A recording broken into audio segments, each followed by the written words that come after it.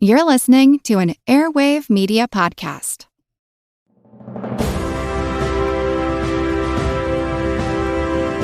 Hold your ears, folks. It's showtime. People pay good money to see this movie. When they go out to a theater, they want cold sodas, hot popcorn, and no monsters in the projection booth. Everyone pretend podcasting isn't boring. Turn it off. Turn it off.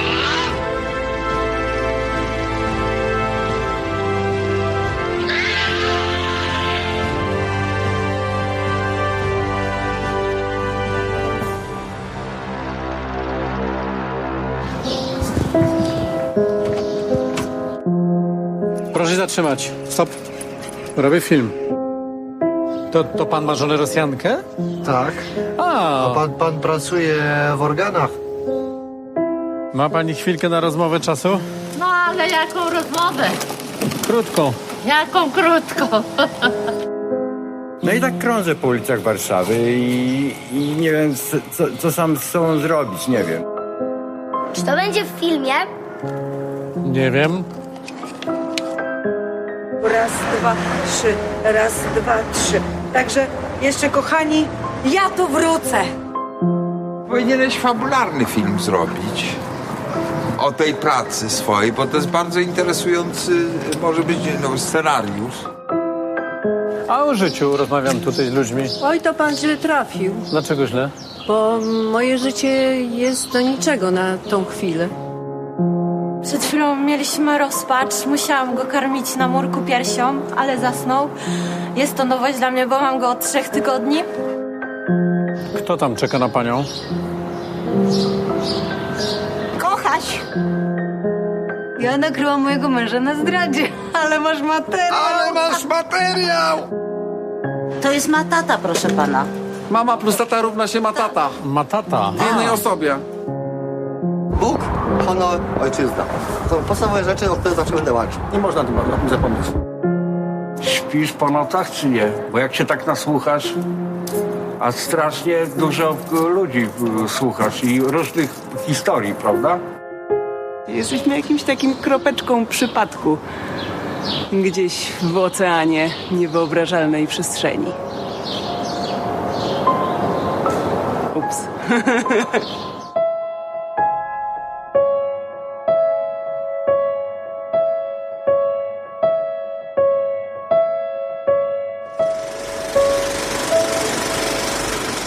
Hey folks, welcome to a special episode of the Projection Booth. This is your host, Mike White.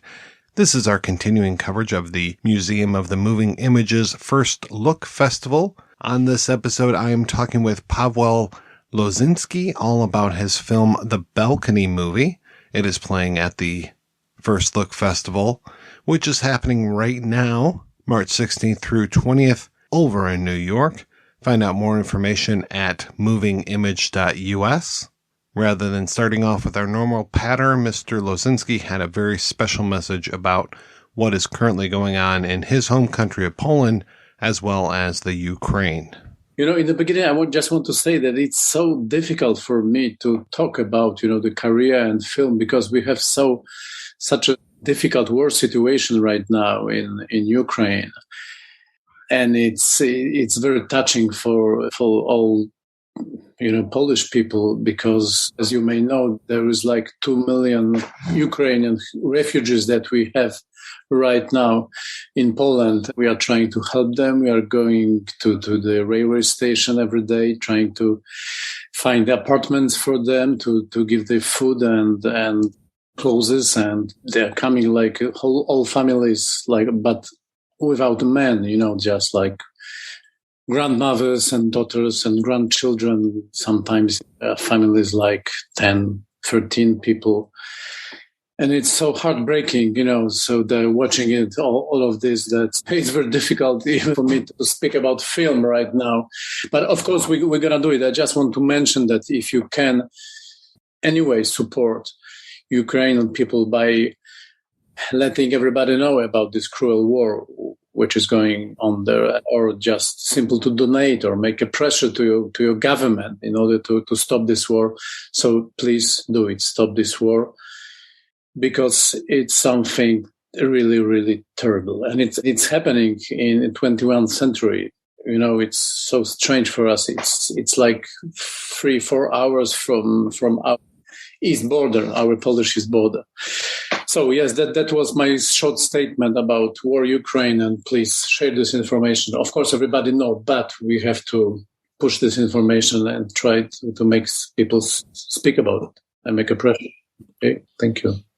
We even tried to shoot 2 days ago in a railroad station in Warsaw.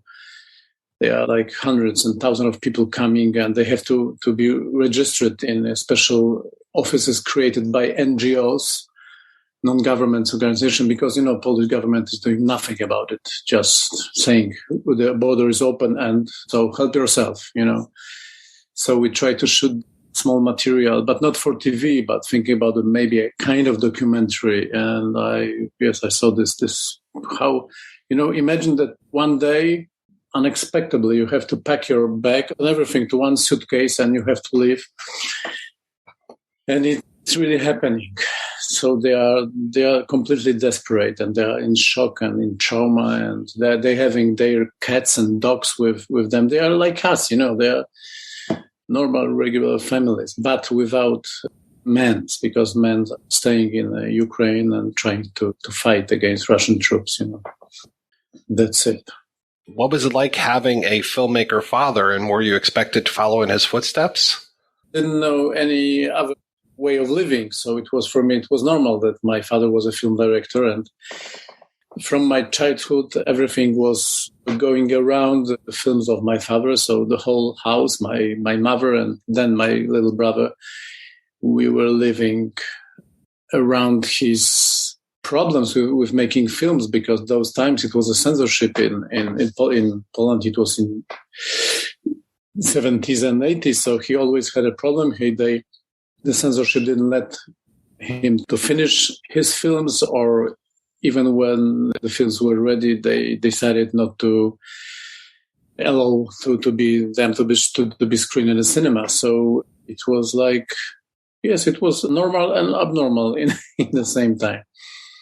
But I think it's not only by chance that I decided to be a documentary filmmaker, but there was a huge pressure, I can say, yes, to do something which is, let's say, interesting, valuable, and it's kind of heritage, I can say, yes. How do you find your subjects? How do you decide what you're going to make a film about? Sometimes these are like, for example, my first film, it was called Birthplace. I shot it in 1992. And it was a documentary story about one Polish Jewish living in America. His name is Henryk Grinberg. He's a writer. He's living in Washington. And the story was that he came back to his small village where he was born just before the war. And he came back and tried to resolve the mystery of the death of his little brother and his father. And the brother was, I can make a spoiler, the brother was shot by a German officer or German policeman, and his father unfortunately was killed by his Polish neighbors in the end of the war. So this subject came to me because I'm a Polish Jewish, and it was a good time to resolve those kinds of mysteries. I started this film in 91. It was no more the censorship in Poland, so I was free to look for this kind of subject, really, which was important to me. And it was, so yes, I can say that I'm searching in myself. First, it was like my Polish Jewish identity and untold stories of difficult relationship between Jewish and Polish people during the war.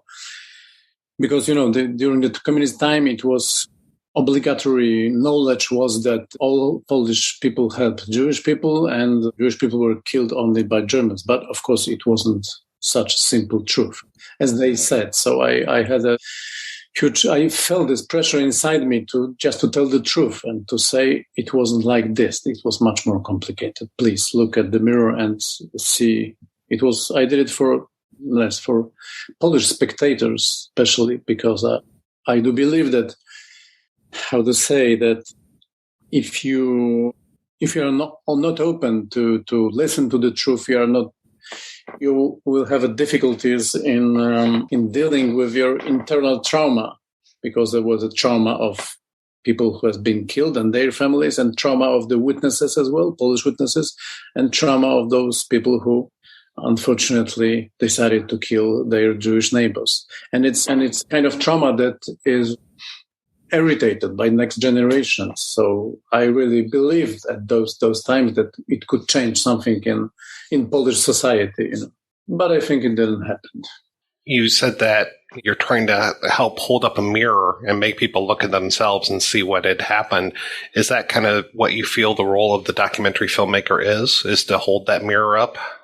For me, yes. For me, I'm a guy with a camera, and the camera could be sometimes a mirror that people could look on it and see themselves.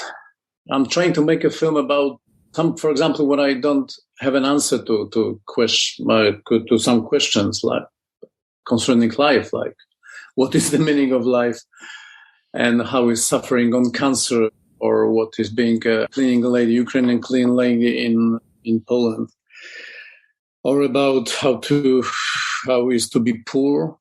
So that's when I don't have answers, I'm trying to take my camera and make a film about it. How many people are generally on a crew? Because watching the Balcony movie, it seems like you are a one-man band on that. Yes, I was one-man band.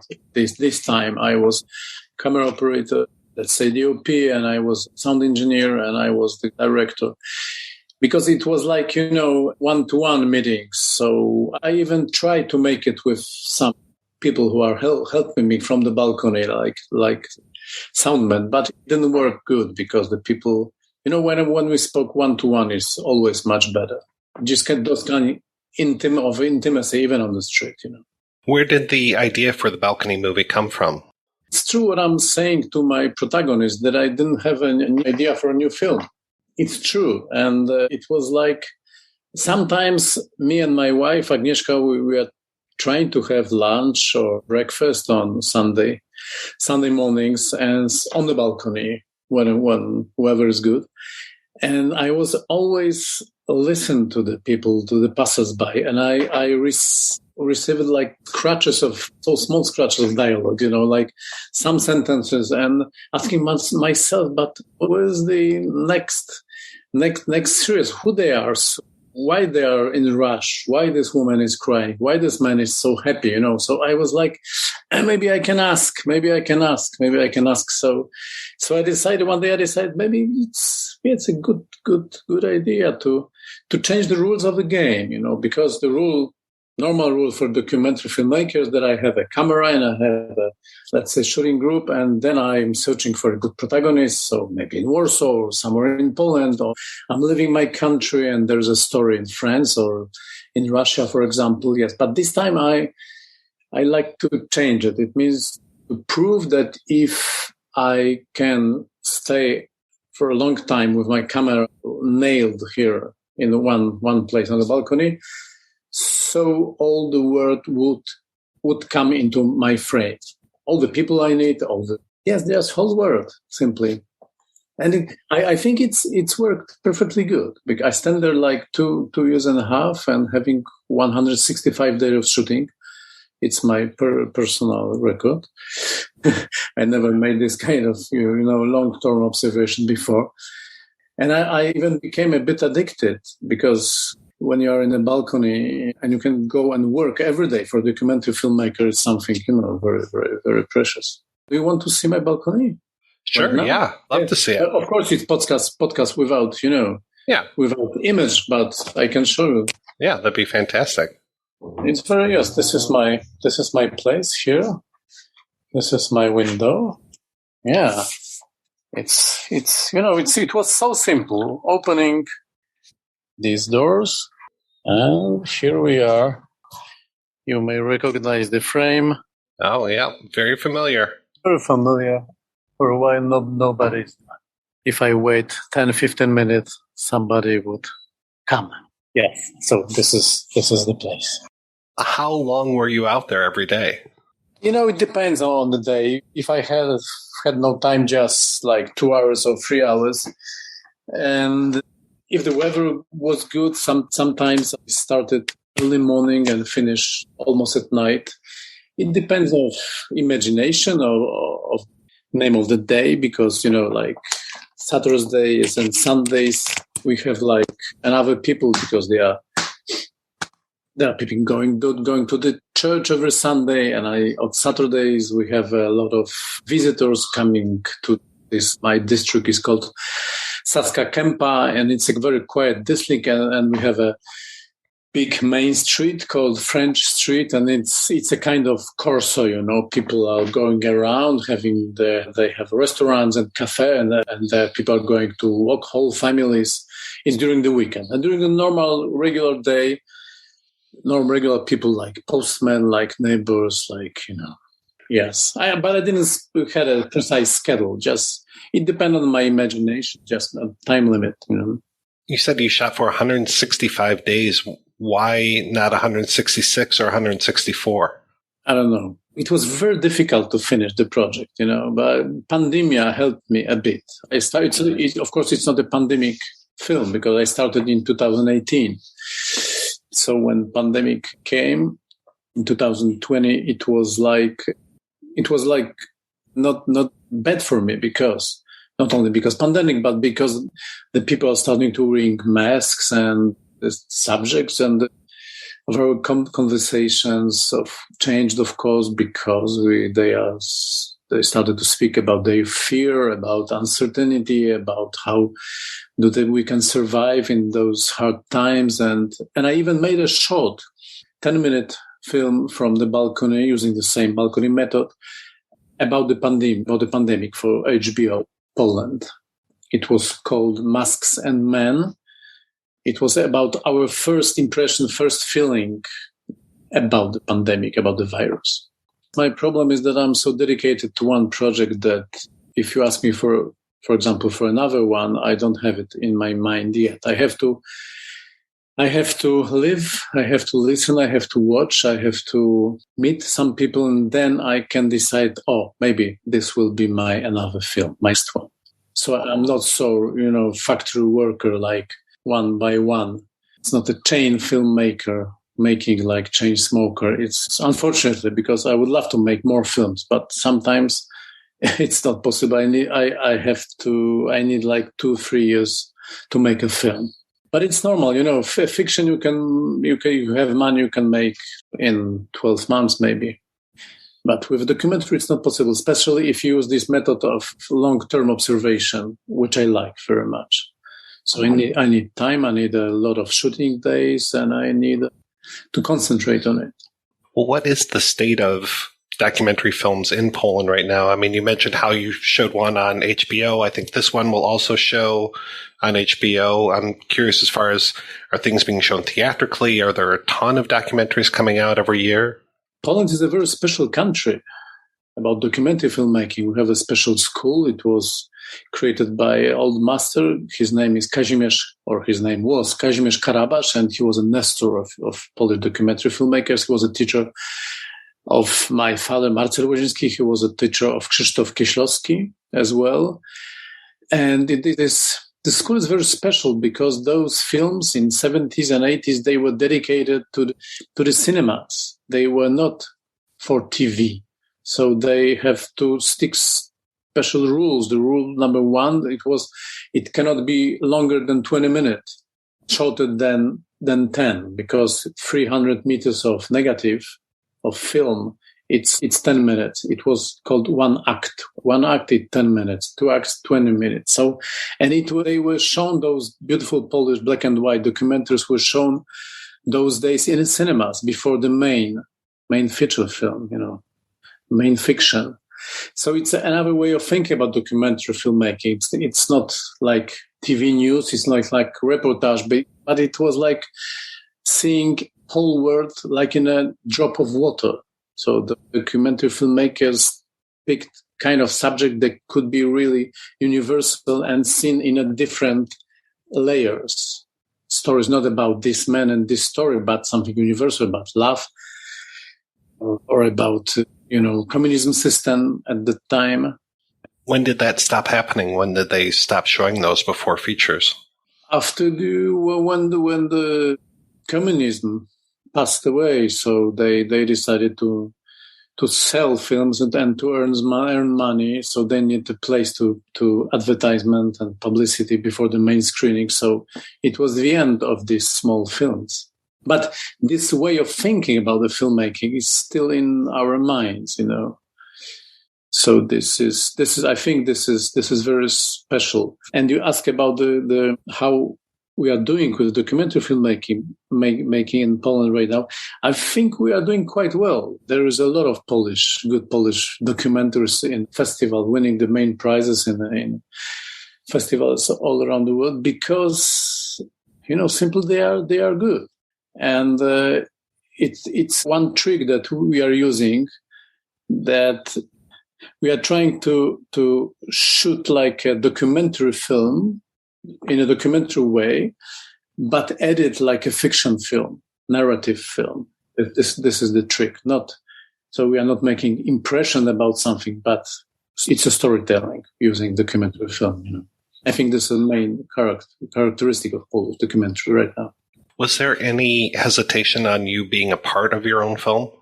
Listen, I'm just using my voice. I'm showing myself only in the beginning of it because I was thinking maybe it's funny when people will see somebody for the first time in the beginning of the film and then not anymore. But I think my family, my wife, my daughter, they are talking about me. When they are talking with me, they are talking about me, It's kind of mirror that they have in their hands, so the spectator can see me in this mirror. I'm just using my voice. Of course, my dream was not to asking too many questions. I prefer when people are just using the monologues. But sometimes, in order to stop them and push them to speak, I have to ask several questions, of course, like stupid question on the street, like, what is the meaning of your life?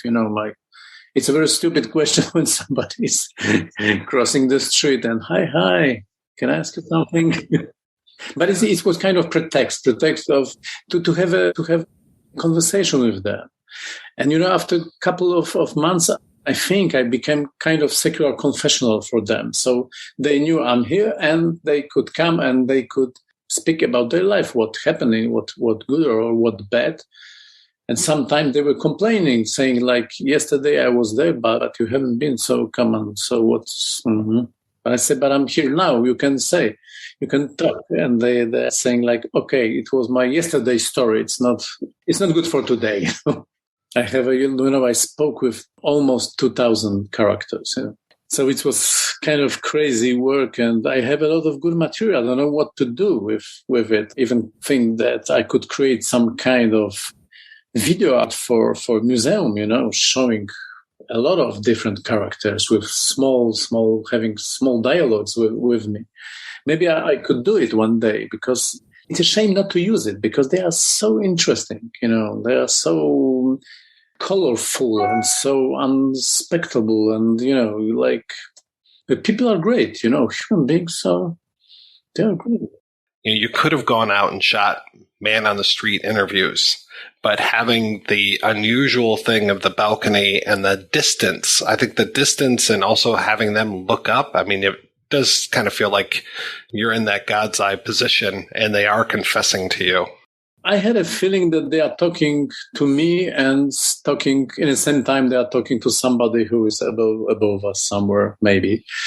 So I tried, of course, not to be in a good position, because I'm just, normal guy with a camera. But what was good in this position, that they felt completely free to enter my frame, to have small conversation and to just run away from the frame or step out of the frame anytime they wanted. Because if I would be in just level 0 on the pavement, so they could feel like pushed by me to talk to my camera. It's kind of TV interview on a street. But in this strange way of conversation, it was kind of these 5 meters of distance created good opportunity to speak. For example, when I was private on the street and I meeting those people privately, yes. So they were like embarrassed, and I was embarrassed too, because, I was too shy to close to them like 1 meter and asking this kind of question, who are you? What is the meaning of your life? And it was so artificial. But coming back to my position, balcony position, with them coming back to their, sidewalk position, it worked perfectly well. But we were intimidated to be too close to each other. Yeah, sometimes the distance in documentary is good. In the beginning, I was afraid that maybe I'm always making a film, but not always, but very often, using the close-ups, having psychology, looking into the eyes of people, to search for feelings, to soul-searching, as one of my protagonists said, soul-searching. So, but this time they were like very small in the frame, but still, everybody has his or her 1 minute to make a show in my frame. It was like sometimes like in a theater, they are coming on a stage, showing, have a small show, goodbye, and next. They knew, they felt, and they could smell these convention. Yes, convention is like, yes, we're really, this is the convention. Say something and then you are free. But something deep, something interesting, something just from your soul. Yes. I was repeating one thing, that I'm just, my camera I'm using it only to transfer your story to the spectators. Please, something private to my camera. But mind that this is not for me. This is for the other people. What do you want to say to other people using my camera? Please use it, record, so you can go on with your story. Was there a moment when you were at the very beginning of the project and you said, okay, I'm going to stick with this. This is going to make it all worthwhile?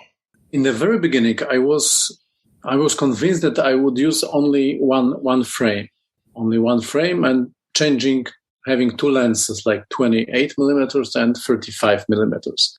But after a couple of weeks of shooting, I saw that it's not working perfectly well, because sometimes somebody's like 3 meters on the left side or 4 meters on the right side. So if I don't move my camera, I would never have this protagonist. So I decided to buy a moving head for my tripod. And I started to make panoramas and watching what is happening on the other side of the street. Because, from the balcony you see more. So I use this opportunity to, I bought a zoom lens. So I was like, I have a universal 180 degree of watching, all around my area. And I was always standing on the balcony. I was never sitting. I didn't have a chair there, because when you sit, you are not so focused on it. So I had to be focused and to stand in order to be if somebody interesting appears. So it was 3 seconds to push the button record, and then to direct my boom, which was very, very long, and prepare myself to maybe this man would be interesting and would say something. Yeah, I have this very, special encounter with this very shy woman. It was in winter, and I just pointed my camera to her. She was on another side of the street, and I really insisted. And asked her to come closer to my camera. And she was so open and so shy in the same time. Very special kind of character. She was kind of skinless person, I would say. Somebody who is very delicate and in the same time very true. You remember this character? Yes, she has a small trolley with her and two stickers, and she was very intimidating, but in the same time she was the only one who said no to me. She said I asked her about her dreams. She said, no way, I will never answer this question. Maybe she was talking to me. Maybe you are this kind of character that you are very open. You don't have a problem with contact with people. But I'm not. I will never answer you this kind of question. And it was she had a big mystery inside. In the same time, she was very delicate and very strong, and I had a lot of more conversations with her. Like so I knew her story after we were talking, but I decided to use only this first scene that she's approaching my camera, and one of the last scenes when she's coming and it's a long time. It's a panorama from right to left. She's walking. She's watching me. I'm watching her through the camera, and she was like hesitating. And there was one moment when she decided to just wave me with her hand, and it was kind of communion between me and her, or her and me, between my protagonist and film director.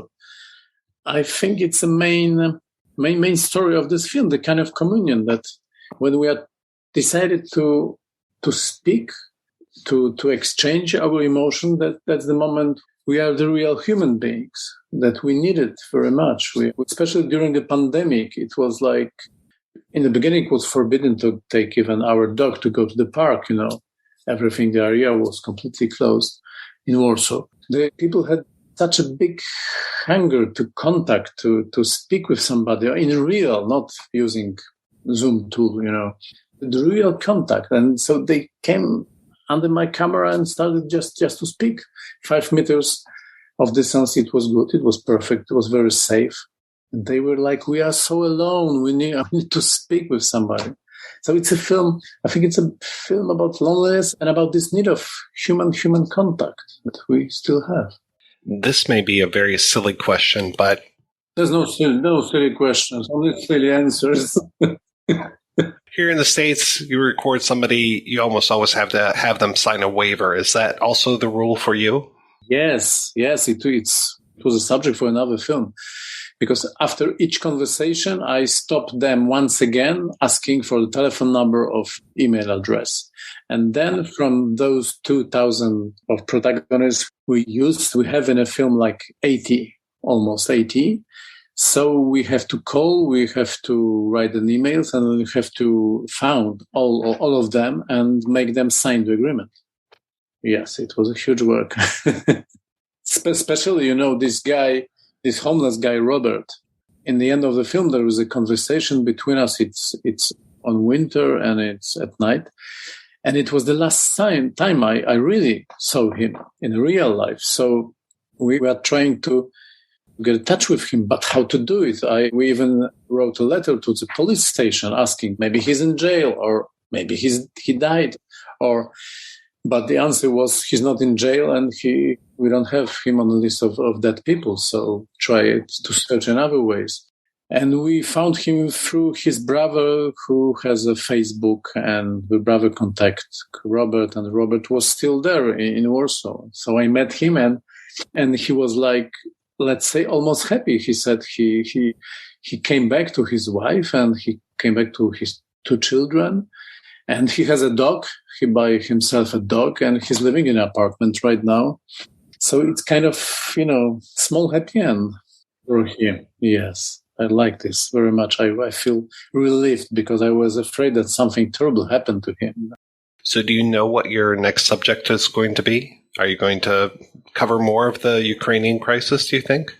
I think I would try, but I try to be very, very delicate, because the psychologist said that it's not good to ask them about what they suffered during the war. It's better to give them food and something to drink and give a shelter and a bed in our apartment. That's it. No asking. They say no asking about. If they want to talk to you, okay, but you never ask.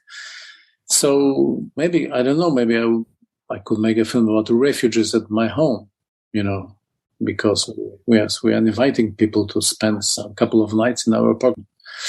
So maybe there will be a next film. I don't know. Mr. Lozinski, thank you so much. This was great. Thank you very much.